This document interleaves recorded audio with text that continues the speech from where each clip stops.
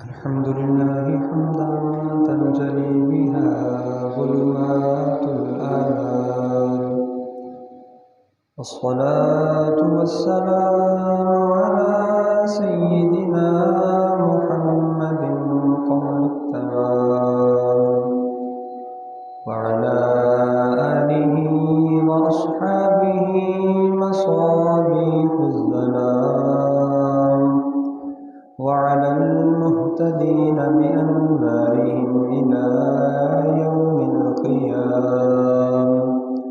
أما بعد، فأعوذ بالله من الشيطان الرجيم. بسم الله الرحمن الرحيم. إن في خلق السماوات والأرض واختلاف الليل والنهار لآيات لأولي الألباب. صدق الله مولانا العظيم، وبلغنا رسوله النبي الكريم الأمين. إن الله وملائكته يصلون على النبي، يا أيها الذين آمنوا صلوا عليه وسلموا تسليما. الصلاة والسلام عليك يا سيدي يا رسول الله، وعلى آلك وأصحابك يا سيدي يا حبيب الله.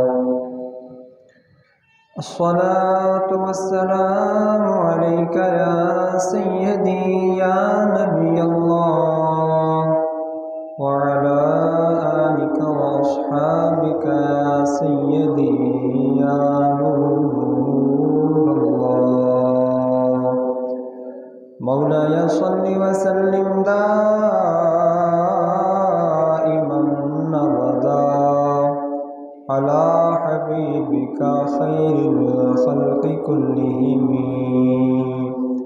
هو الحبيب الذي ترجى شفاعته لكل هول من الأهوال مقتحم.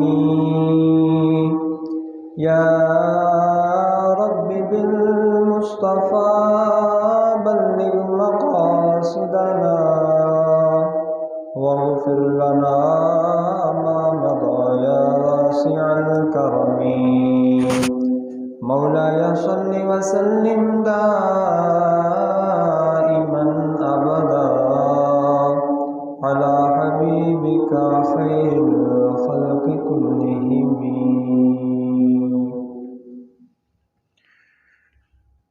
اللہ تعالیٰ کی حمد و ثنا اور حضور تاجدار مدینہ سرور قلب و سینہ امام الانبیاء سید المرسلین خاتم النبیین جناب سیدنا احمد مجتبیٰ حضرت محمد مصطفیٰ علیہ التحیۃ والثناء کی بارگاہ عالیہ میں ہدیہ درود و سلام عرض کرنے کے بعد،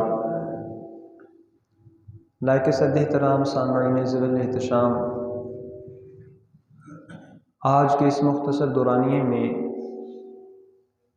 جس عنوان پر گفتگو ہوگی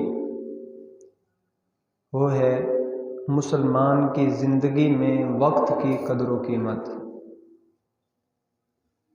اللہ تعالیٰ میری زبان پر حق جاری فرمائے، ہم میں سے ہر ایک کو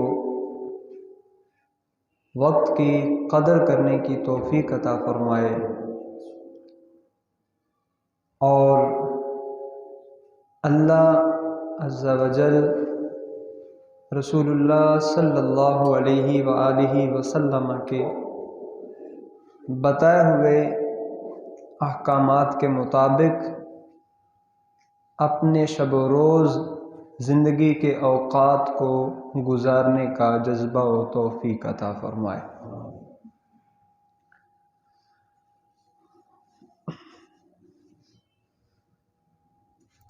کسی بھی چیز کی اہمیت، ضرورت اور قدر کا اندازہ اس کے بیان کرنے والے سے بھی ہوتا ہے، اس کے بار بار ذکر کرنے سے بھی ہوتا ہے، اور معمولات کے اس سے متعلق ہونے سے بھی ہوتا ہے۔ وقت ایک ایسی چیز ہے جس کا تذکرہ قرآن مجید کے اندر متعدد مقامات پر خود خالق کائنات نے فرمایا۔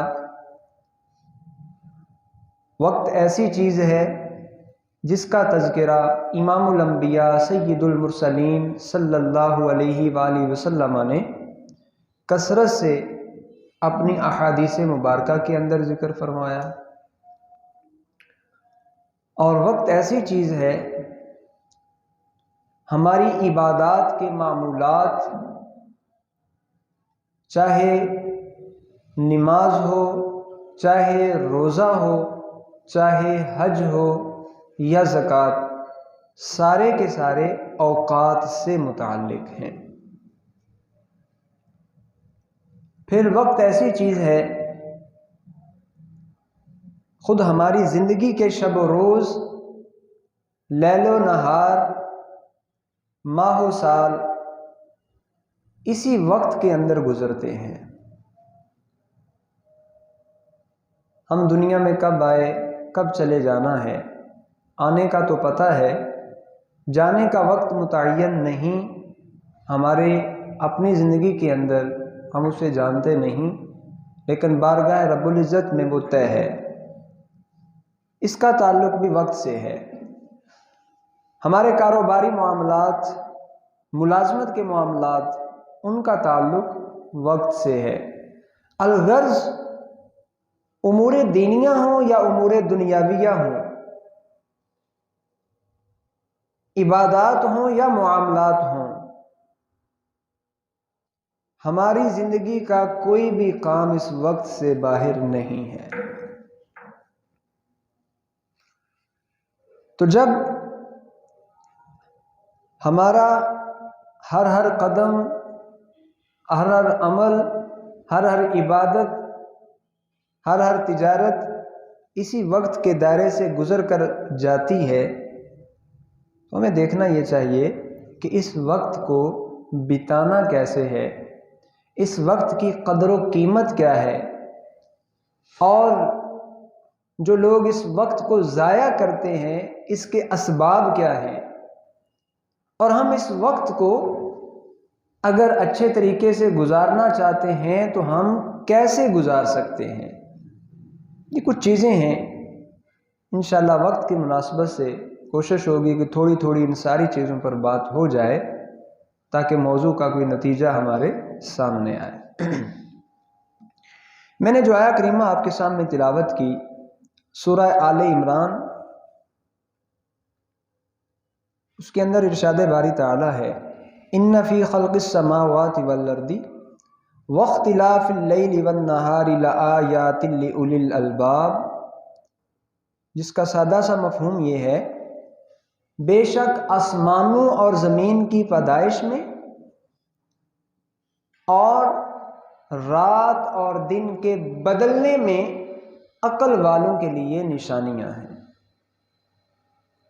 یہ اللہ تعالیٰ نے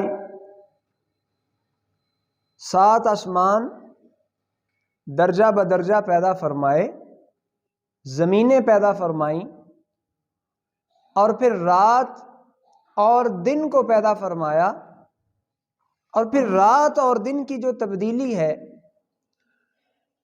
جب سے ان کو اس وقت کے دائرے میں داخل فرمایا ہے، تب سے اب تک، اور جب تک وہ چاہے گا اسی دائرے کے اندر وہ چلتے رہیں گے۔ لیکن یہاں اللہ تعالیٰ نے آسمان و زمین کی پیدائش اور دن اور رات کے آنے جانے کو عقل والوں کے لیے نشانیاں قرار دیا۔ غور و فکر کرنے والوں کے لیے نشانیاں قرار دیا، صاحبان شعور و علم کے لیے نشانیاں قرار دیا۔ دوسرے مقام پر فرمایا هو الذی جعل الشمس ضیاء والقمر نورا وقدره منازل لتعلموا عدد السنین والحساب۔ وہی ذات جس نے سورج کو ضیاء اور چاند کو نور بنایا، وہی ذات جس نے پھر چاند کی منزلیں مقرر فرمائیں۔ کیوں؟ فرمایا تاکہ تمہیں سالوں کی گنتی اور حساب کتاب کا علم ہو سکے۔ تو یہ سورج کا جس کا تعلق دن کے ساتھ ہے، چاند جس کا تعلق رات کے ساتھ ہے، اس کو جوڑ دیا گیا ماہ و سال کے ساتھ۔ راتیں گزرتی ہیں، دن گزرتے ہیں، ہفتہ ہوتا ہے، ہفتے سے پھر مہینہ، مہینے سے سال، سال سے صدیاں، اور یوں نظام چلتا چلا جا رہا ہے۔ تیسرے مقام پر اللہ تعالیٰ نے اسی وقت کا ذکر فرمایا، سورہ یونس کی آیت نمبر 6 میں ان فی اختلاف اللیل والنہار وما خلق اللہ فی السماوات والارض لآیات لقوم یتقون، کہ راتوں کی تبدیلی اور دن کی تبدیلی میں اور جو کچھ اللہ تعالیٰ نے آسمانوں اور زمین میں پیدا فرمایا، اس میں پرہیزگاروں کے لیے نشانیاں ہیں۔ پہلے فرمایا عقل والوں کے لیے، یہاں فرمایا تقوی اختیار کرنے والوں کے لیے، رب کا خوف رکھنے والوں کے لیے، ڈرنے والوں کے لیے۔ چوتھے مقام پر ذکر فرمایا سورہ اسراء آیت نمبر 12 میں وَجَعَلْنَا اللَّيْلَ وَالنَّهَارَ آیَتَيْنِ فَمَحَوْنَا آیَةَ اللَّيْلِ وَجَعَلْنَا آیَةَ النَّهَارِ مُبْصِرَةً لِتَبْتَغُوا فَضْلًا مِّن رَّبِّكُمْ وَلِتَعْلَمُوا عَدَدَ السِّنِينَ وَالْحِسَابَ وَكُلَّ شَيْءٍ فَصَّلْنَاهُ تَفْصِيلًا۔ ہم نے دن اور رات کو دو نشانیاں بنایا ہے، اور رات کی نشانی کو ہم محو کرتے ہیں، اور دن کی نشانی کو بنایا کہ تم اس کے اندر دیکھتے ہو۔ یہ ایسی نشانی ہے جو تمہیں چیزوں کا نظارہ کرواتی ہے، اور دن کے اندر تم اپنے کام کاج میں مشغول ہوتے ہو۔ دن کو روشن اس لیے کیا تاکہ تم اپنے رب کا فضل تلاش کرو۔ اور پھر فرمایا یہ دن اور رات کا بنانا اس لیے تاکہ تم سالوں کی گنتی اور حساب کتاب جان لو۔ اسی بات کا پھر اعادہ فرمایا۔ اب میں نے قرآن مجید کے 4 مختلف مقامات آپ کے سامنے پڑھے، جس میں راتوں کے آنے جانے کو، سالوں کی گنتی کو ذکر کیا گیا ہے۔ عقل والوں کے لیے، شعور والوں کے لیے، خوف خدا رکھنے والوں کے لیے اس چیز کو نشانی قرار دیا گیا ہے۔ اب وقت کی اہمیت ہے کیا؟ جب اللہ تعالیٰ بار بار اس کا ذکر فرما رہا ہے، اور کہیں یہ فرما رہا ہے وَسَخَّرَ لَكُمُ اللَّيْلَ وَالنَّهَارَ، اس نے تمہارے لیے رات اور دن کو مسخر فرما دیا، تو یہ رات اور دن جو مختلف گھنٹوں سے مل کر ہمارے سامنے آتے ہیں، اور اس مخصوص پیریڈ کے گزرنے کے بعد ایک کے بعد دوسرا، دوسرے کے بعد پھر پہلا، یہی سلسلہ چلتا چلا جا رہا ہے، یہ اللہ تعالیٰ کی بہت بڑی نعمت ہے۔ اتنی بڑی نعمت کہ ہمارا کوئی دینی کام، کوئی دنیاوی کام ان کے بغیر نہیں ہوتا، اسی کے اندر ہوتا ہے۔ اور خود کائنات کا جو نظام ہے، آپ دیکھتے ہیں موسموں کا آنا جانا، گرمی کا ایک مخصوص پیریڈ ہے، سردی کا ایک مخصوص پیریڈ ہے، موسم بہار، موسم خزاں، یہ ساری چیزیں ایک مخصوص وقت اور دائرے کے اندر چل رہی ہیں، اور وہ دائرہ وقت کا دائرہ ہے۔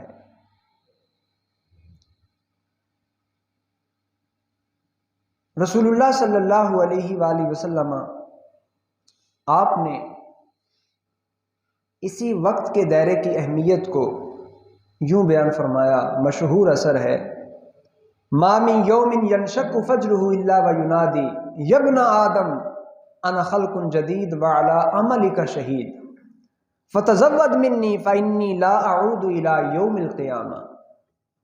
وقت کی اہمیت کا اندازہ اس بات سے لگائیں، فرمایا ہر روز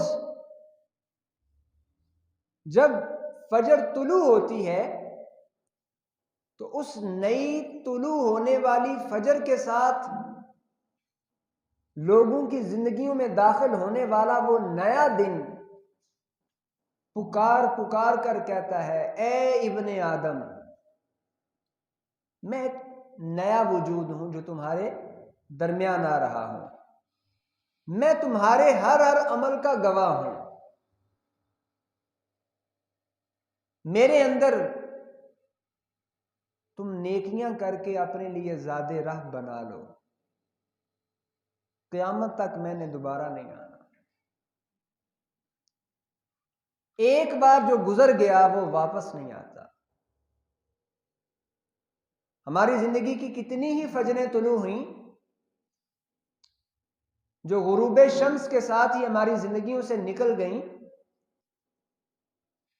ہم ساری دنیا کی دولت خرچ کر کے ان میں سے کسی ایک صبح کو بھی واپس نہیں لا سکتے، اور ہماری زندگی کی جو باقی صبحیں ہیں،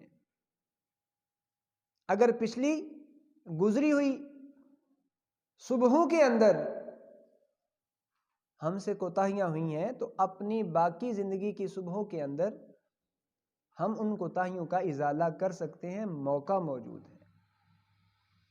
اور اگر وہ بھی اسی طرح غفلت میں گزار دیں تو پھر یہ دن بھی ہمارے خلاف گواہ بنیں گے۔ ہماری ہر گھڑی، ہر وقت، ہر لمحہ، ہر سیکنڈ، ہر منٹ، ہر گھنٹہ، ہر دن، ہر رات جو گزرتی چلی جا رہی ہے، یا تو وہ ہمارے حق میں گواہ بنیں گی یا ہمارے خلاف بنیں گی۔ اب یہ ہمارے اوپر ڈیپینڈ کرتا ہے کہ ہم اللہ اور اس کے رسول صلی اللہ علیہ وسلم کے بتائے ہوئے طریقے کے مطابق انہیں گزار کے اپنے حق میں گواہ بنا لیں یا اس کی مخالفت کر کے اپنے خلاف گواہ بنا لیں۔ امام حسن بصری رضی اللہ تعالیٰ عنہ نے بڑی عمدہ بات ارشاد فرمائی، فرماتے ہیں، اے ابن آدم، تم دنوں کا مجموعہ ہو، تم ماہ و سال کا مجموعہ ہو، جب کوئی دن گزرتا ہے تو گویا تمہارے جسم کا ایک حصہ گزر جاتا ہے، دنوں کے گزرنے کے ساتھ ساتھ تمہارا جسم بھی گزر رہا ہے۔ آدمی بچے سے لڑک پن کی عمر میں، لڑک پن سے جوانی، جوانی سے پھر بھر جوان، پھر ہلکا بڑھاپا، پھر مکمل بڑھاپا، پھر شیخ فانی، پھر قبر، اسی طرح وقت گزر جاتا ہے۔ زمانے کے ایام گزرنے کے ساتھ ساتھ بندہ بھی گزر جاتا ہے۔ اور حضرت عبداللہ ابن مسعود رضی اللہ تعالیٰ عنہ آپ فرماتے ہیں، مجھے کسی چیز پر اتنی ندامت نہیں ہوتی جتنی ندامت اس بات پر ہوتی ہے کہ کوئی دن میری زندگی میں ایسا آئے اور اس آنے والے دن کے اندر میں اپنے نامہ اعمال میں کسی نیکی کا اضافہ نہ کر سکوں، میرا دن ایسے ہی گزر جائے، میرے وقت ایسے ہی گزر جائیں، کوئی نیکی نہیں کی۔ تو فرماتے ہیں کہ مجھے سب سے زیادہ ندامت اس چیز پر ہوتی ہے کہ وقت گزر گیا، لکھنے والے لکھ رہے ہیں، ایام گواہ بن رہے ہیں، لیکن میرا نامہ اعمال نیکیوں سے خالی ہے۔ سب سے بڑی ندامت مجھے اس چیز پر ہوتی ہے۔ علماء فرماتے ہیں 3 طرح کے لوگ ہوتے ہیں اپنے اوقات کی تقسیم کار کے حوالے سے، جو اپنی زندگیوں کو، زندگی میں آنے والے اوقات کو مختلف طریقوں سے گزارتے ہیں۔ 3 قسم کے لوگ ہوتے ہیں۔ کچھ لوگ تو وہ ہوتے ہیں جو اپنی زندگیوں کو محض خواہشات نفس کے اندر بتا دیتے ہیں، کچھ لوگ ایسے ہوتے ہیں جو اپنے وقت کو لوگوں کی غیبت کرنے میں، چغلیاں کرنے میں، لوگوں کے عیب بیان کرنے میں گزار دیتے ہیں، اور کچھ لوگ ایسے ہوتے ہیں جو خوف خدا میں آ کر اپنے اوقات کو ذکر الہی سے معطر کرتے ہوئے قرآن پاک کی تلاوت، راتوں کو قیام، دن کو صیام اور مخلوق خدا کو راضی کرنے میں گزارتے ہیں۔ اب واضح ہے کون سے اپنے اوقات کا صحیح استعمال کر رہے ہیں، جو لہو لعب کے اندر، کھیل کود کے اندر، کاروبار کے اندر ہی سارے اوقات کو خوف خدا، ذکر خدا سے غفلت میں گزارتے ہیں، وہ یا جو لوگوں کے عیبوں کو تلاش کرنے میں، لوگوں کے عیبوں کو بیان کرنے میں، لوگوں میں لڑائیاں بڑھائیاں کرانے میں گزار دیتے ہیں، وہ یا پھر جو رب کے ذکر میں، فکر میں، مخلوق خدا کو راضی کرنے میں، وہ کون اپنے اوقات کا صحیح استعمال کر رہا ہے؟ اور ہمارے لیے موقع ہے، ہم نے دیکھنا ہے کہ ہم ان تینوں کیٹیگریوں میں سے کس کے اندر ہیں، پہلی میں، دوسری میں یا تیسری میں، اور کس میں ہونا چاہیے۔ وقت موجود ہے، موقع بھی موجود ہے۔ وقت، اس کی اہمیت کا آپ اندازہ اس بات سے لگا سکتے ہیں کہ قرآن و سنت میں اس کو نعمت قرار دیا گیا ہے، اور اللہ تعالیٰ نے جو بھی بندوں کو نعمتیں عطا فرمائی ہیں، ہر نعمت کا شکر ادا کرنا بندے پہ لازم ہے۔ فرمایا وَجَعَلْنَا اللَّيْلَ وَالنَّهَارَ آیَتَيْنِ، ہم نے دن اور رات کو دو نشانیاں بنایا ہے۔ فرمایا وَسَخَّرَ لَكُمُ اللَّيْلَ وَالنَّهَارَ، اس نے تمہارے لیے دن اور رات کو مسخر کیا، تمہارے تابع کر دیا۔ اور صحیح بخاری کی روایت ہے، حضرت ابن عباس رضی اللہ تعالیٰ عنہما راوی ہیں، فرماتے ہیں حضور علیہ الصلوۃ والسلام نے فرمایا نعمتان مغبون فیہما کثیر من الناس الصحۃ والفراغ، دو نعمتیں ایسی ہیں جن دو نعمتوں کے اندر اکثر لوگ دھوکہ کھا جاتے ہیں، اکثر لوگ گھاٹے میں رہتے ہیں، اکثر لوگ نفع نہیں اٹھاتے، اور وہ دو نعمتیں، ایک تندرستی اور صحت کی نعمت ہے، اور دوسری فراغت کی۔ صحت اور تندرستی کو حضور علیہ الصلوۃ والسلام نے نعمت بتایا، اور یہی صحت، آدمی میں جب بھرپور صحت ہوتی ہے تو اپنی اس صحت کو کن کاموں کے اندر ضائع کر دیتا ہے، ہر کوئی بہتر جانتا ہے۔ جن کی داڑھیوں کے بال، سر کے بال سفید ہو چکے، اب کبھی کسی جگہ درد کی شکایت، کبھی کسی مرض کی شکایت، کبھی کسی بیماری کے اندر مبتلا ہونے کی شکایت، وہ صحت نہیں جی، اب وہ پہلے جیسی قوت نہیں رہی، پہلے جیسی طاقت نہیں رہی، اور جب طاقت ہوتی ہے وہ طاقت پتہ نہیں کن کن کاموں کے اندر انسان استعمال صرف کر دیتا ہے، اور جس طرح اسے استعمال کرنا تھا ویسے نہیں کرتا، پھر ساری زندگی، بقیہ زندگی پچھتاتا ہے۔ اور دوسری چیز ہے فراغت۔ اللہ تعالیٰ نے جس بندے کو فراغت عطا فرمائی، حضور علیہ الصلوۃ والسلام نے اسے نعمت قرار دیا کہ اسے قرآن مجید پڑھنے کا موقع مل رہا ہے، اسے حضور علیہ الصلوۃ والسلام کی احادیث پڑھنے کا موقع مل رہا ہے، اسے رب کا ذکر کرنے کا، مصطفیٰ کریم صلی اللہ علیہ وسلم پر درود پاک پڑھنے کا، دین سیکھنے سکھانے کا، لیکن ایسا کرتا کوئی ہے، اپنی اس فراغت کی نعمت کو درست کوئی استعمال کرتا ہے، اکثر ایسے کاموں کے اندر فراغت گزرتی ہے، اللہ تعالیٰ معاف فرمائے، بجائے اس کے کہ اس فراغت کی نعمت کا شکریہ ادا کرنے کے لیے ذکر الہی، فکر آخرت میں اسے گزارا جاتا، آدمی اسی فراغت کو اپنے خلاف گواہ بنا لیتا ہے، اسی فراغت کی اوقات کو اپنے خلاف گواہ بنا لیتا ہے، ایسے کام جن سے اللہ اور اس کے رسول نے منع کیا ہے، ان کے اندر اسی فراغت کو استعمال کر کے اسی نعمت کو اپنے لیے گناہ کا سبب بنا لیتا ہے، حالانکہ رب نے فرمایا لَئِن شَكَرْتُمْ لَأَزِيدَنَّكُمْ، اگر تم شکر ادا کرو میں نعمتوں میں اضافہ کروں گا۔ لیکن دوسری طرف اگر نہ شکری کرو تو پھر میرا عذاب بڑا سخت ہے۔ ہم اپنی فراغتوں کے اوقات کو کن چیزوں کے اندر بتا رہے ہیں، گزار رہے ہیں، اس فراغت کو بطور نعمت گزار رہے ہیں یا اپنے خلاف گواہ بنا رہے ہیں۔ آپ نے دیکھا ہوگا وہ شخص جس کا تجارتی معاملات سے تعلق ہے، ویسے لین دین تو بچہ چھوٹا سا وہ بھی کرتا ہے، بوڑھا آدمی وہ بھی کرتا ہے، ہر بندے کی زندگی میں لین دین کے معاملات روزانہ کی بنیاد پر موجود ہیں، بالخصوص جو تجارتی امور سے متعلق ہے۔ ایک بندے نے 100 روپے کی چیز خریدی، 90 میں بیچے گا؟ ہرگز نہیں بیچے گا۔ یہاں تو 100 کی خرید کے 250 میں بیچنے والے لوگ ہیں، اور حقیقت میں ایسا ہے 1500 2000 روپے کا سوٹ 5000 روپے قیمت لکھ دیتے ہیں، کوئی خوف خدا نہیں۔ آسانیاں دینے کا حکم دیا گیا، نہ کہ امت کو مشکلات میں ڈالنے کا حکم دیا گیا، اور خوف خدا سرے سے ہی ختم ہو گیا۔ متاع دنیا قلیل، اس دنیا کے سامان کو قرآن نے کہا یہ تو معمولی سا سامان ہے، اس کی کیا حیثیت ہے؟ وَمَا الْحَيَاةُ الدُّنْيَا إِلَّا مَتَاعُ الْغُرُورِ، اس دنیا کی زندگی کو تو دھوکے کی زندگی کہا گیا ہے۔ کہ انسان پتہ نہیں کس گمان کے اندر ہے کہ میں کیا کر لوں گا اور کس کے لیے کرنا ہے۔ بہرحال یہ اپنا اپنا انتخاب ہے کہ انسان کیا کرتا ہے۔ تو کوئی بھی بندہ 100 کی چیز خرید کے 90 میں نہیں بیچے گا۔ اگر 90 میں بیچے گا تو شریعت میں کہا جائے گا مغبون، عربی میں اسے کہا جائے گا مغبون، یہ بندہ تو دھوکہ کھا رہا ہے۔ اور کوئی شخص بھی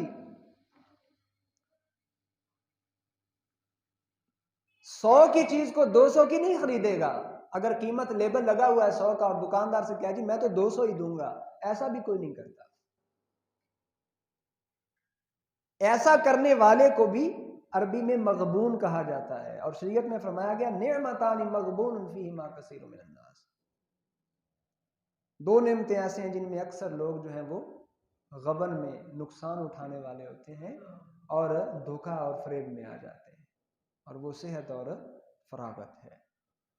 تو جب ہم دیگر کاروباری معاملات کے اندر اتنے پھونک پھونک کے قدم رکھتے ہیں، اپنی صحت اور فراغت کے معاملات میں کیوں نہیں، جن کو اللہ تعالیٰ نے اس کے پیارے محبوب صلی اللہ علیہ وسلم نے ہمارے لیے نعمت قرار دیا ہے۔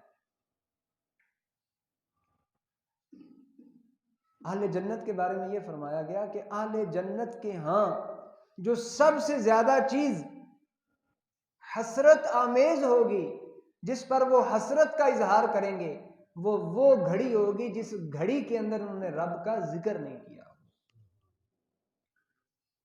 وہ لمحہ وقت کا وہ حصہ جو ذکر و فکر خدا کے بغیر گزرا، اس پر اہل جنت حسرت اور ندامت کا اظہار کریں گے۔ تو وقت اللہ تعالیٰ کی بہت بڑی نعمت ہے، اتنی بڑی نعمت کہ اگر اسی وقت کی نعمت کا ہی بندہ شکریہ ادا کرتا رہے تو اس کا بھی شکر ادا نہیں ہو سکتا، بجائے اس کے کہ انسان اسی وقت کی نعمت کو اپنے خلاف گواہ بناتا رہے۔ اور وقت کی اہمیت کا اندازہ آپ اس بات سے لگائیں کہ قرآن مجید کے مختلف مقامات پہ وقت کی قسم کھائی گئی ہے، اور قسم کھانے والا کون ہے؟ خالق کائنات۔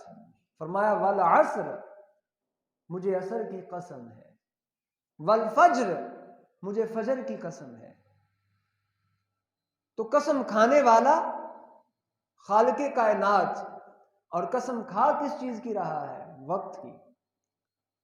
تو قسم کھانے والا بھی عظمت والا، اور عظمت والا اگر کسی چیز کی قسم کھاتا ہے تو وہ چیز بھی عظمت والی ہوتی ہے۔ تو فجر عصر کی قسم کھائی گئی، بتایا یہ جا رہا ہے، مفسرین نے فرمایا کہ یہاں وقت کی اہمیت کو بتانا مقصود ہے، انسان کو غفلت سے بیدار کرنا مقصود ہے، کہ اوقات کو ایسے ہی نہ سمجھ لیا جائے۔ آدمی کو جب فراغت ملی، اچھا یار آؤ ڈرامہ دیکھتے ہیں، آؤ فلم دیکھتے ہیں، آؤ گیمیں کھیلتے ہیں، سنوکر کھیلتے ہیں، یہ کرتے ہیں وہ کرتے ہیں، وقت کو ایسے ہی بتانا، کہانیاں سنتے سناتے ہیں، تو یہ اپنے خلاف ان اوقات کو گواہ بنانا ہے۔ اگر ایسا ہو چکا توبہ کا موقع ہے، اللہ تعالیٰ سے توبہ کی جائے اور آئندہ نہ کرنے کا، اپنے وقت کا صحیح استعمال کرنے کا عہد کیا جائے۔ پھر دیکھیں حدیث پاک میں فرمایا گیا کہ قیامت والے دن ابن آدم جب بارگاہ رب العزت میں پیش ہوگا تب تک اپنی جگہ سے ہلے گا نہیں جب تک اس سے وقت کے بارے میں سوال نہیں ہوگا۔ فرمایا لا تزول قدم عبد یوم القیامہ حتی یسأل عن عمرہ فیما افناہ۔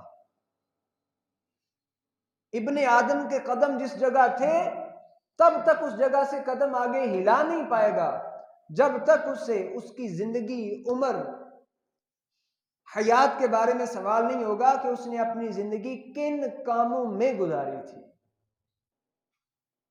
تو اندازہ لگا لیں کہ وقت کی اہمیت کس قدر ہے کہ وقت کی ہر ہر گھڑی، ہر ہر سیکنڈ کا قیامت والے دن حساب دے کر، جواب دے کر پھر آگے جانا۔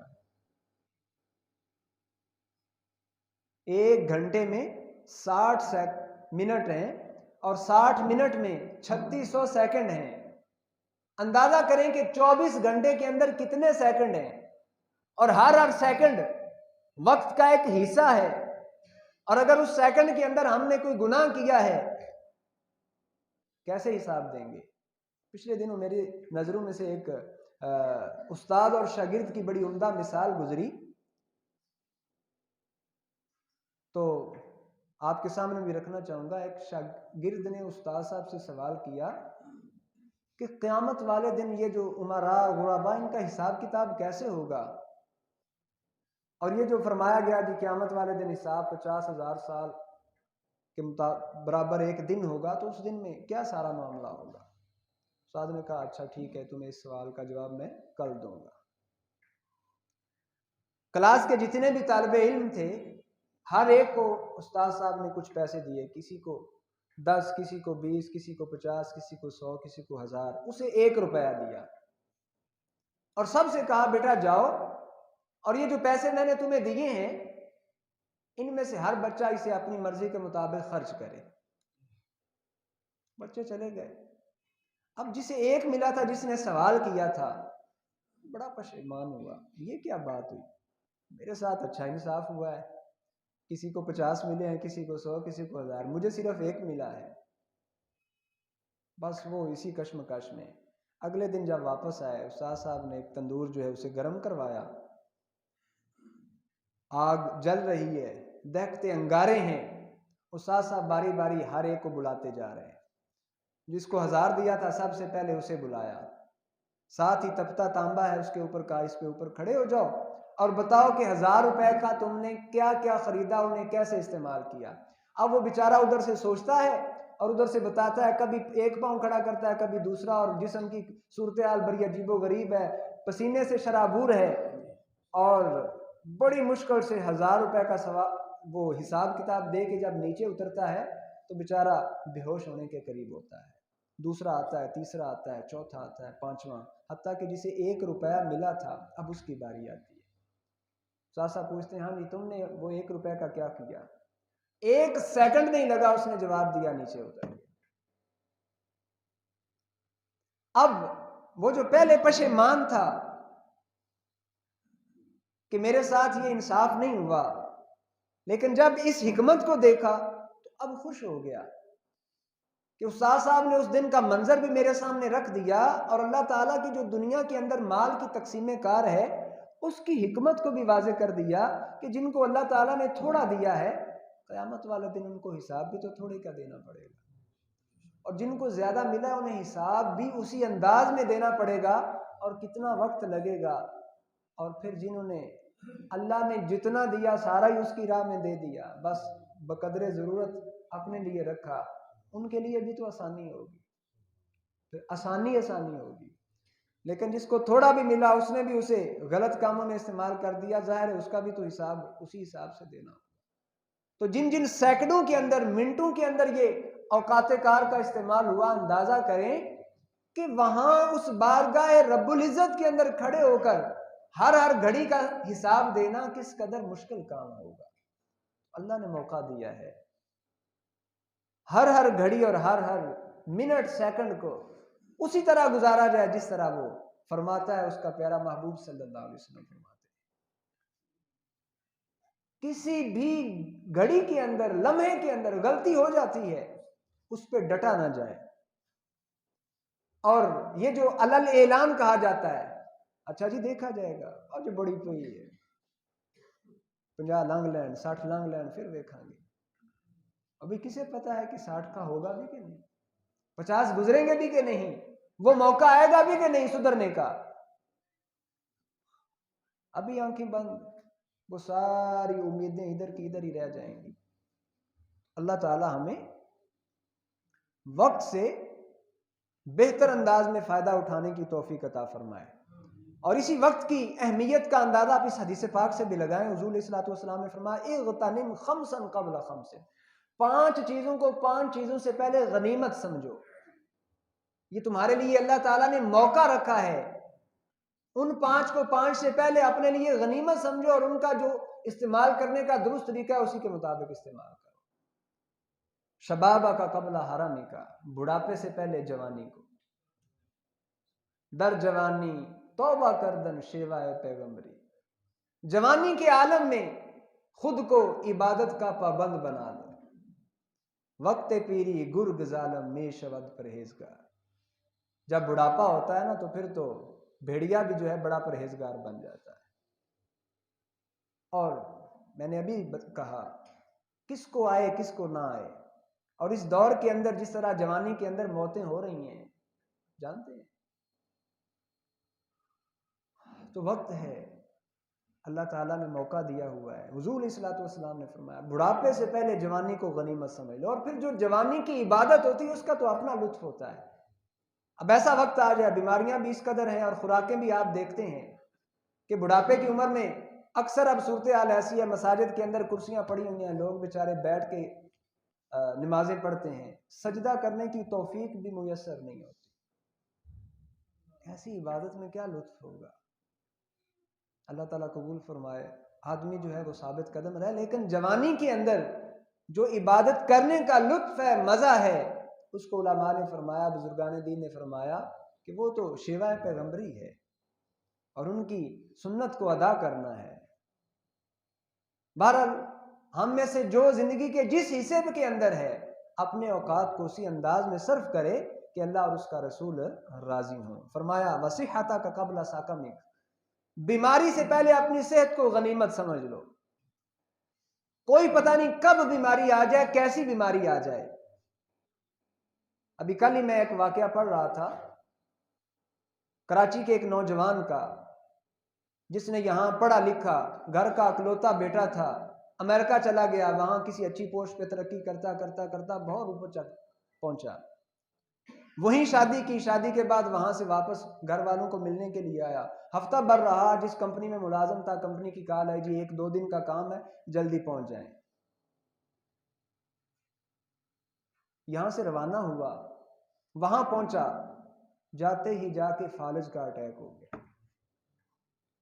ابھی وہ بندہ موجود ہے، زندہ ہے، فالج کا اٹیک ہوا، یہ 83 کی بات ہے، جس نے لکھا اس نے یہی ڈیٹ لکھی کہ اسے وہاں جا کے فالج کا اٹیک ہوا، جس کمپنی میں بلایا تھا اپنے کوارٹر میں پہنچا تھا، اسے دروازہ بند کرنے تک کی ہمت نہیں ہوئی۔ 1 دن گزرا، 2 دن گزرے، اس وقت فونوں کا تو دور تھا نہیں کہ گھر والوں سے رابطہ ہوتا یا ادھر کسی سے رابطہ ہوتا، اور اس کا اپنا جسم اس قدر فالج کا اٹیک سخت ہوا کہ اپنا جسم اسے حرکت دینے کی ہمت نہیں۔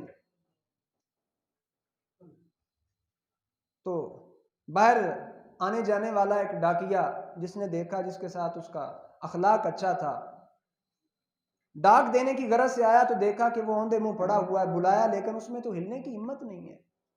پھر اس نے ایمرجنسی کال کی، ہاسپٹل سے لوگ آئے، اسے اٹھا کے وہاں لے کے گئے، بول بھی نہیں سکتا۔ اب گھر والے کہیں کہ ہمارا بیٹا 1 دن گزرا، 2 دن، ہفتہ، 10 دن، 20 دن، مہینہ، سال گزرتے چلے گئے، باپ کی ڈیتھ ہو گئی، ماں کی ڈیتھ ہو گئی، دیگر رشتہ دار، جو بیوی وہاں سے شادی کر کے لایا تھا اس نے آگے نکاح کر لیا، لیکن وہ اسی طرح وہاں سے قومے میں چلا گیا۔ اب سنا ہے 35 سال کا سے زائد کا عرصہ اسے گزر چکا ہے، ابھی زندہ ہے لیکن بول نہیں سکتا۔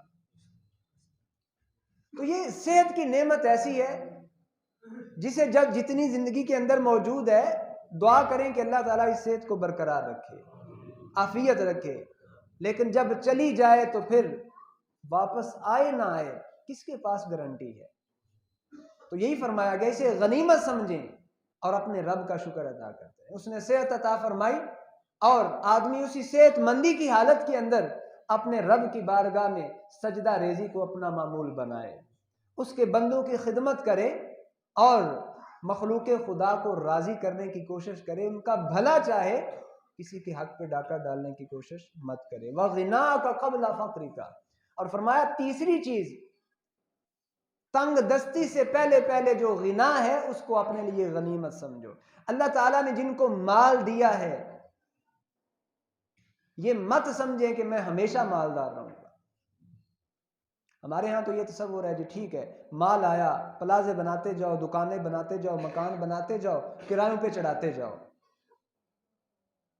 اور اس کا اثر یہ ہے، اتفاقاً پچھلے دنوں میں نے ادھر بازار کے اندر ایسے باتوں باتوں میں کسی دکان کے کرائے کے حوالے سے پتا چلا 30-35 ہزار، شاید یہ میں کم بتا رہا ہوں یا اتنا معمول کا چل رہا ہو، 30-35 ہزار ایک دکان کا کرایہ ایک مہینے کا، 50-50 ہزار روپیہ۔ اب وہ 50 ہزار وہ دکان والا اپنی جیب سے تھوڑی دیتا ہے، یہ کس پہ جاتا ہے؟ حضور کی امت پہ، جو آنے والے کسٹمر ہیں وہیں سے تو نکلتا ہے۔ جو 100 والی چیز ہوگی وہ آٹومیٹکلی 200، 250، 300 میں جائے گی۔ اور میں آپ کو امام اعظم ابو حنیفہ رحمہ اللہ کا قول سناتا ہوں، جن کے حنفی کے اندر مقلد ہیں۔ آپ فرماتے ہیں دکانوں کا کرایہ لینا، مکانوں کا کرایہ لینا، انہیں کرایہ پہ دینا جائز ہی نہیں ہے۔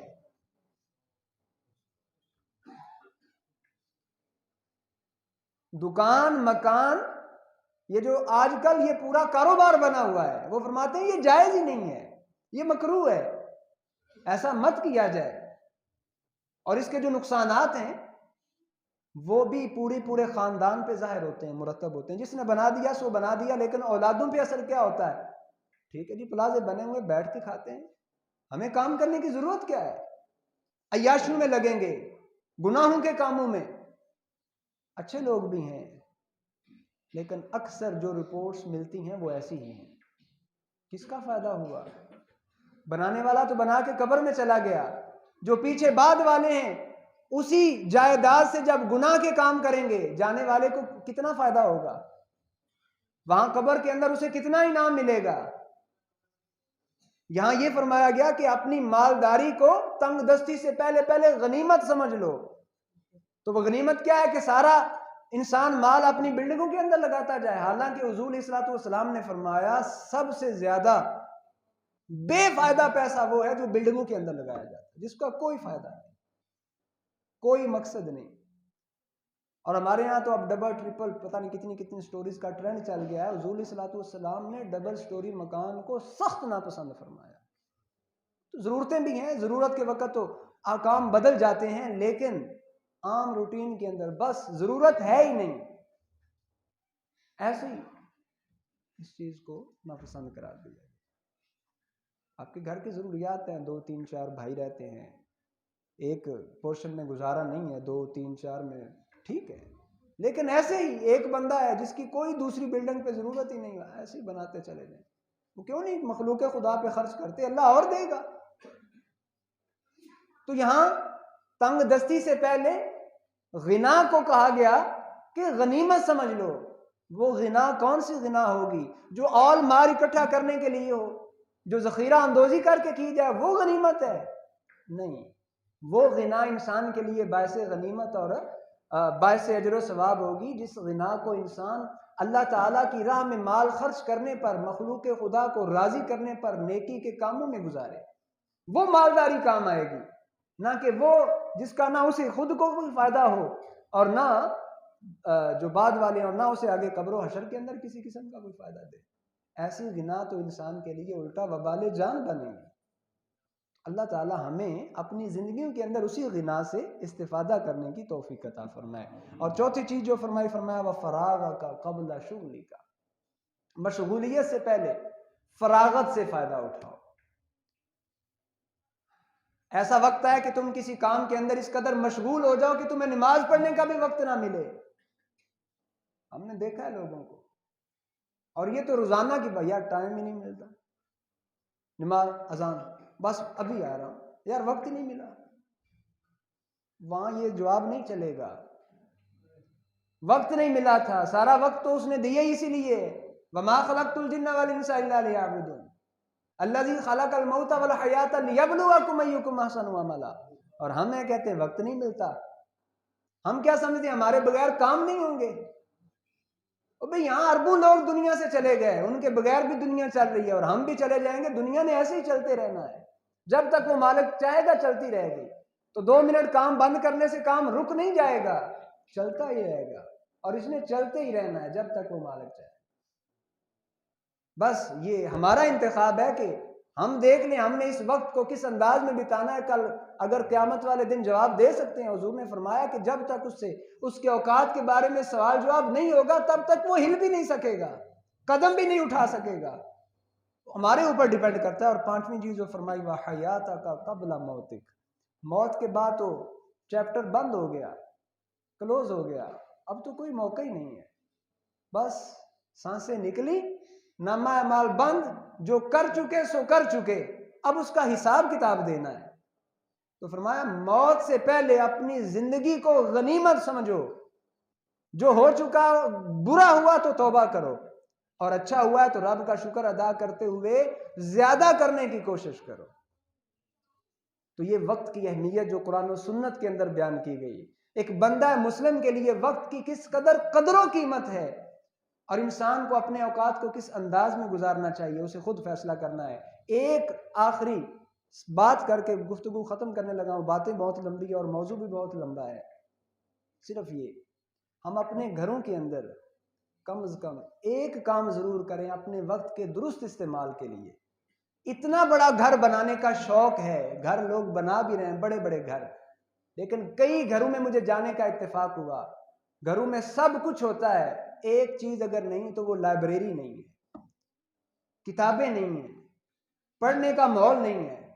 ٹی وی لاؤنج بڑا خوبصورت ہوگا، ڈرائنگ روم بڑا خوبصورت، یہ بھی ہے جی، یہ فلاں روم ہے، یہ فلاں روم ہے، یہ فلاں روم ہے، یہ بچوں کا ہے، یہ بڑوں کا ہے، لیکن نہیں تو ایک لائبریری نہیں ہے، نہیں تو پڑھنے کے لیے ماحول نہیں ہے. اگر ہم اپنی اس نوجوان نسل کو مستقبل میں کچھ بنانا چاہتے ہیں، اگر ہم چاہتے ہیں کہ ان کے اوقات کا صحیح استعمال ہو، میں نے 12 مرتبہ اس کی طرف اشارہ کر کے کہا یہ بڑی اچھی چیز بھی ہے اور اس وقت کی سب سے بدترین چیز بھی ہے. اس چیز نے ہماری یہ جو چھوٹی نسل ہے نا، اس کا اللہ نہ کرے ایسا ہو لیکن بیڑا غرق کر دیا ہے. اور ہم پہلے ہوتا تھا بچوں کو بہلانے کے لیے چیز لے کے دیتے تھے، اب بچوں کو بہلانے کے لیے کارٹون لگا کے پکڑا دیتے ہیں. یہ ہمارا بہلانے کا طریقہ ہے، اور ہم نہیں سمجھ رہے کہ ہم بچوں کی کس انداز میں تربیت کر رہے ہیں.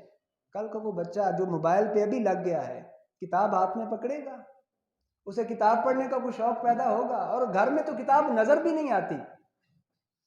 باپ جب ہمہ وقت ہاتھ میں موبائل پکڑ کے کبھی فیس بک چلا رہا ہے، کبھی واٹس ایپ پہ، کبھی ایمو، کبھی یہ کبھی وہ، بچوں نے بھی ایسے ہی کرنا ہے.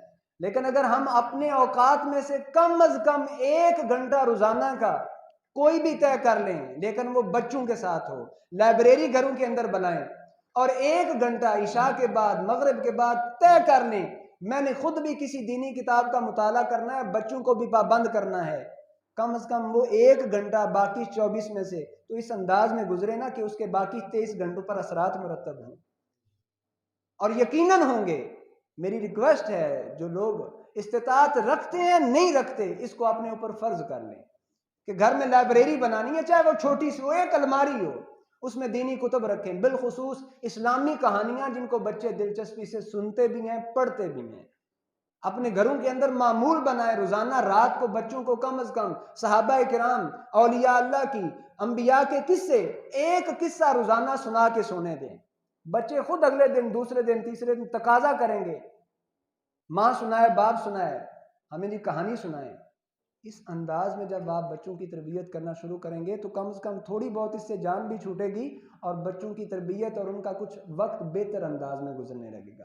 بس یہ درخواست ہے، بارگاہ رب العزت میں دعا ہے کہ اللہ تعالیٰ مجھے اور آپ کو اپنے اوقات کا صحیح استعمال کرنے کی توفیق عطا فرمائے، ان کی قدر کرنے کی توفیق عطا فرمائے، آمین وما علیہ الا اللہ۔